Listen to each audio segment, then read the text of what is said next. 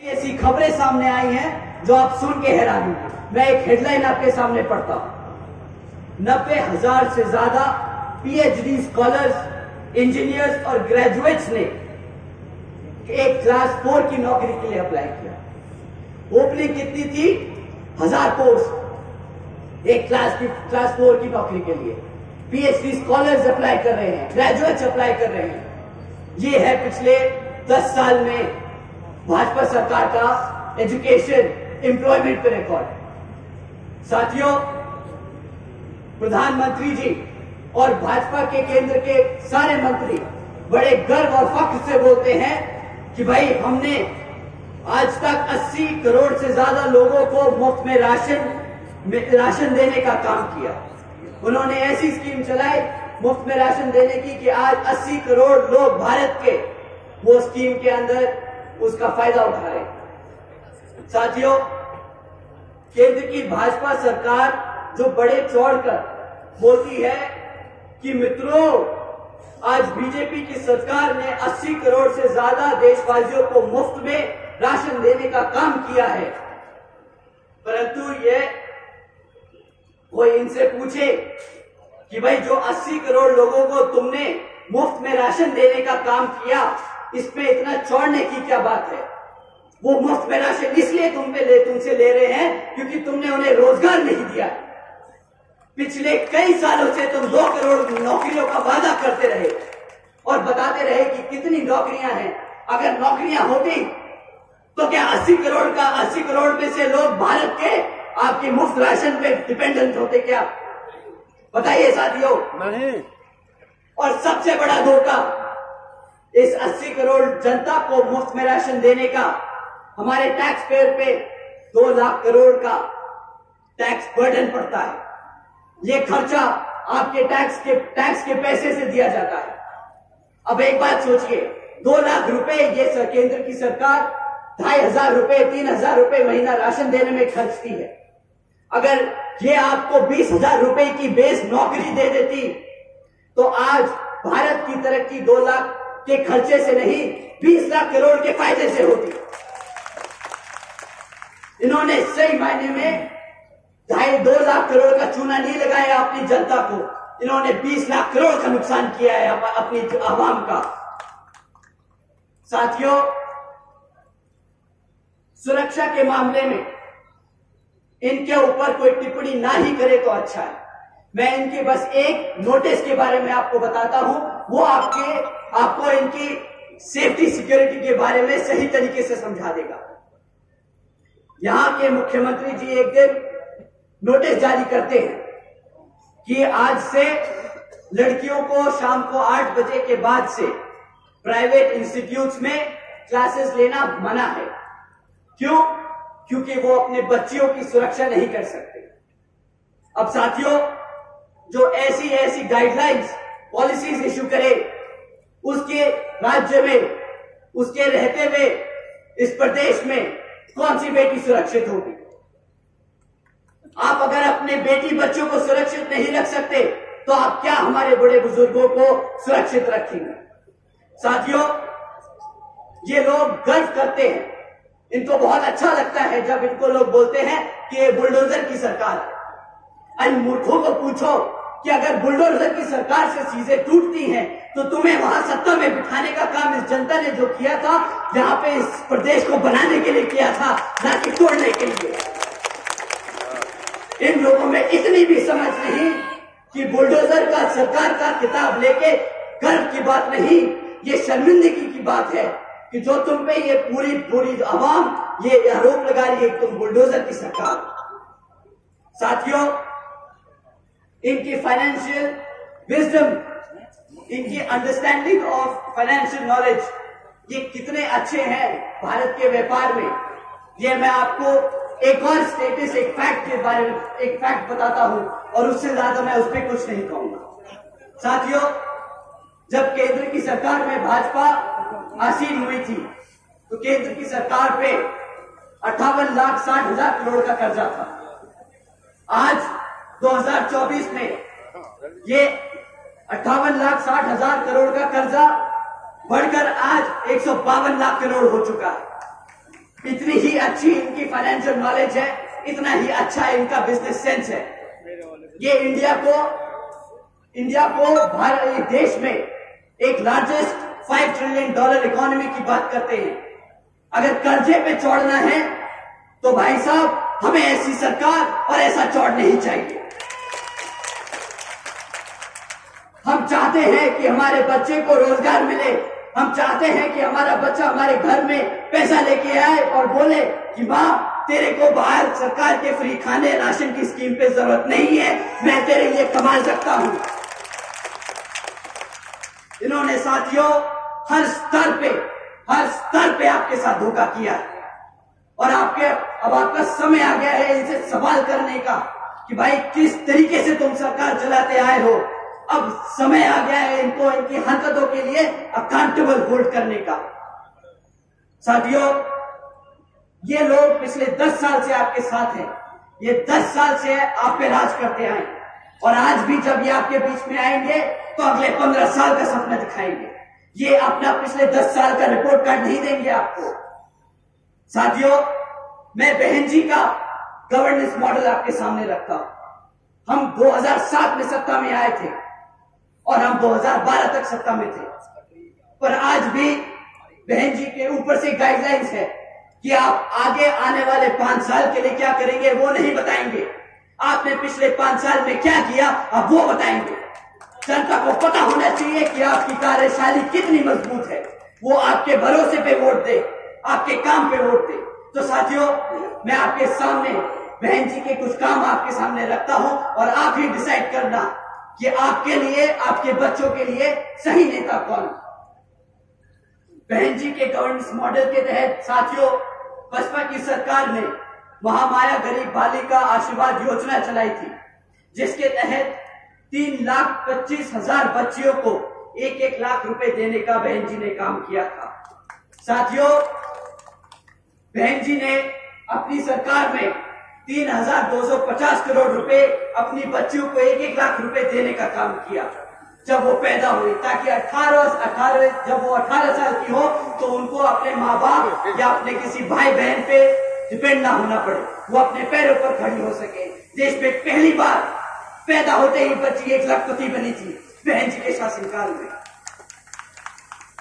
साथियों बहन जी के गवर्नेंस मॉडल के तहत बीएसपी की सरकार ने सावित्रीबाई फुले बालिका शिक्षा योजना चलाई थी, जिसके तहत 7 लाख से ज्यादा बच्चियों को 12वीं तक की शिक्षा फ्री में प्राप्त कराई गई। यहाँ पे बहन जी ने फ्री में राशन नहीं बांटा, यहाँ पे बहन जी ने फ्री में शिक्षा बांटी है।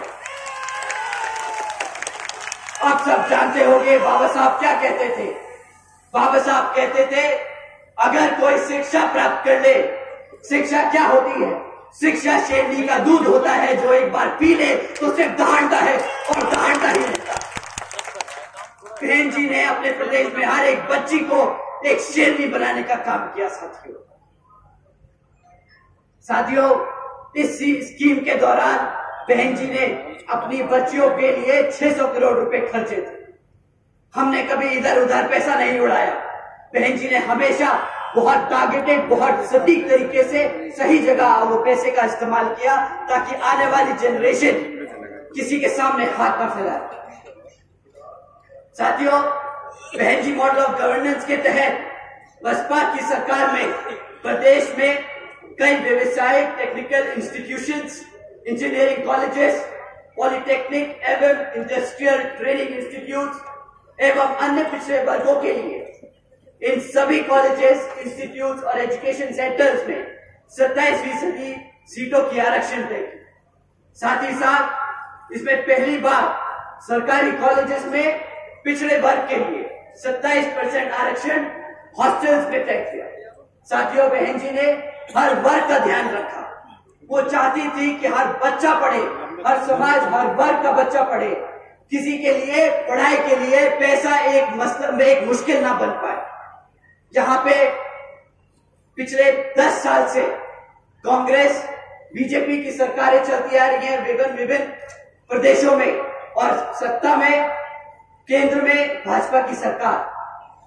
क्या आप उनसे पूछिए कि भाई तुम फ्री की राशन की बात करते हो, कितने कॉलेजेस बनवाए तुमने, कितने कॉलेजेस चल रहे हैं, कितने बच्चों को तुमने पढ़ाया।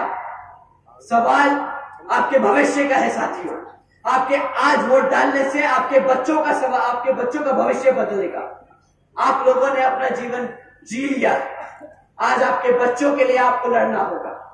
साथियों, बहन जी के मॉडल ऑफ गवर्नेंस के तहत बसपा की सरकार ने सरकारी नौकरियों के साथ साथ देश में पहली बार सरकारी ठेकों में भी आरक्षण की व्यवस्था दी।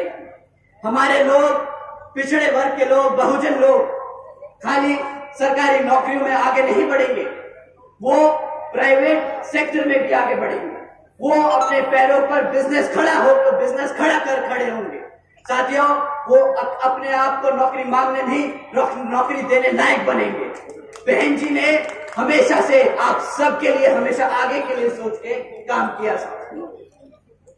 बहन जी के मॉडल ऑफ गवर्नेंस के तहत बसपा की सरकार ने कृषि व संबंधित कार्यों में सबसे पहले मिनिमम वेजेस को 55 रुपए से बढ़ाकर 100 रुपए प्रतिदिन किया। साथियों, साथ ही साथ अन्य पिछड़े वर्गों के लोगों की क्रीमी लेयर की वार्षिक आय 3 लाख रुपए से बढ़ाकर 5 लाख रुपए कर दी, ताकि उन सभी लोगों को फाइनेंशियली लाभ हो सके। साथ ही साथ बहन जी के मॉडल ऑफ गवर्नेंस के तहत बसपा की सरकार में 90,000 से अधिक शिक्षकों को सरकारी नौकरी दी गई। 1 लाख से अधिक सफाई कर्मचारियों को सरकारी नौकरी दी गई। 2 लाख से अधिक जवानों को पुलिस फोर्स में भर्ती किया गया। और साथियों, अपने 5.5 साल के शासनकाल में 6 लाख से अधिक अपर कास्ट समाज के सभी कमजोर लोगों को विभिन्न सरकारी नौकरियों के पदों पे नियुक्त किया गया।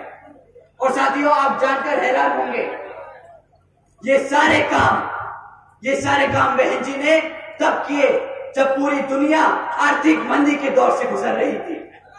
इसे कहते हैं फाइनेंशियल इंस्टीट्यूशन, फाइनेंशियल नॉलेज की एक सेंसिबल तरीके से गवर्नमेंट रन करना।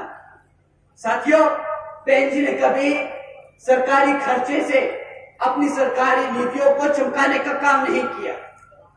जो आप सब जानते हैं, भाजपा बखूबी जानती है।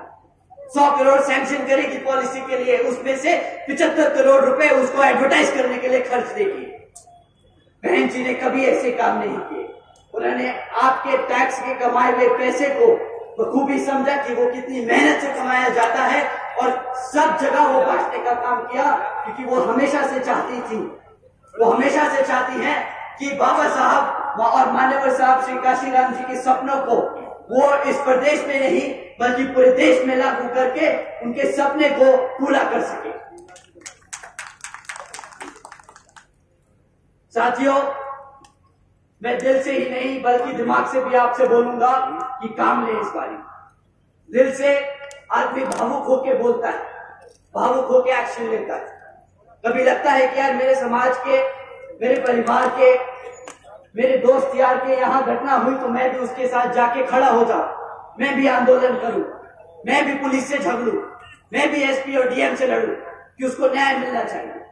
साथियों, ये भी तरीका होता, बट ये कभी बीएसपी का तरीका नहीं। कभी भी बीएसपी के लोग सड़क पे उतरकर किसी से लड़ाई झगड़ा नहीं करे। हमारे लोगों ने हमेशा सूझबूझ और दिमाग से काम लिया। बहन जी ने हमेशा समझाया कि साथियों, सड़क पे उतरकर झगड़ा कर आपको आपके लोगों के लिए न्याय नहीं मिलेगा। आपको अपने समाज के लोगों के बारे में और अपने समाज को जागरूक करके वोट डाल के अपने लोगों को तख्ता में बिठाकर उन लोगों के लिए न्याय मिलेगा।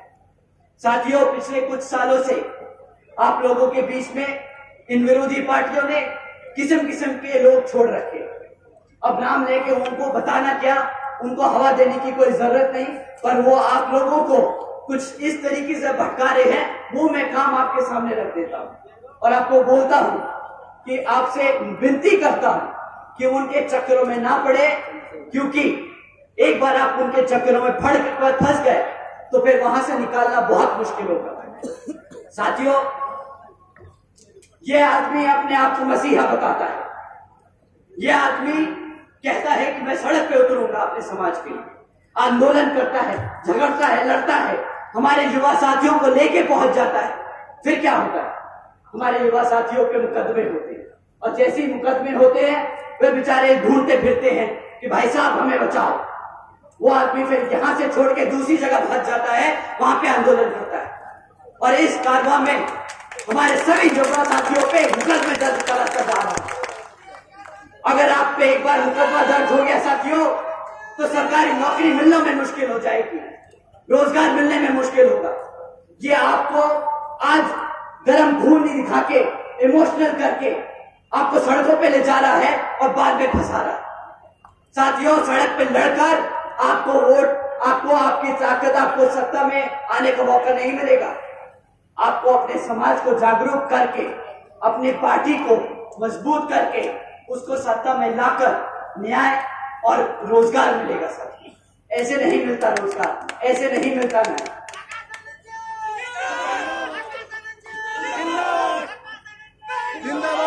साथियों, अभी पिछले कुछ दिनों में इस व्यक्ति ने अपनी पूरी जी जान लगा दी कि वो इंडिया अलायंस में घुस जाए। किसी तरह अगर इंडिया अलायंस में घुस गए तो भाई अपनी एक सीट निकाल लेंगे। बेचारा घबराता है कि अपने आप लड़ना पड़ जाए तो जमानत जब्त हो जाएगी। परंतु साथियों, बेचारे की किस्मत इतनी खराब कि इंडिया अलायंस में होके भी बेचारा बेघर घूम रहा है। पूछ रहा है कि साला कोई एक सीट तो दे दे भाई। अब अपनी खुद की पार्टी से लड़ना पड़ रहा है। भाई साहब, आजकल जीतने के लिए क्या क्या नहीं कह रहे कि भाई बसपा का प्रत्याशी बहुत कमजोर है, वो लड़ नहीं पाएगा। हमारे प्रत्याशी जी से मैं एक बार रिक्वेस्ट करूंगा कि जरा सामने आए। आइए आप। अब बताइए साथियों, अगर हमारे प्रत्याशी आपको कमजोर लग रहे हैं, अगर आपको हमारे प्रत्याशी किसी भी तौर तरीके से लग रहे हैं कि वो आपके बीच में खड़े होकर आपके हकों के लिए नहीं लड़ सकते, तो साथियों आप यहाँ पे अपने हाथ ना उठाएं। परंतु अगर आपको लगता है कि हमारे प्रत्याशी उतने ही मजबूत है जितना हमारा कैडर, उतने ही मजबूत है जितने हमारे कार्यकर्ता, तो आप सब अपने हाथ उठाएं और बताएं कि यहाँ पे सामने वाले की जमानत जब्त होने वाली है और यही प्रत्याशी उसको वो मुंह तोड़ जवाब देने वाले।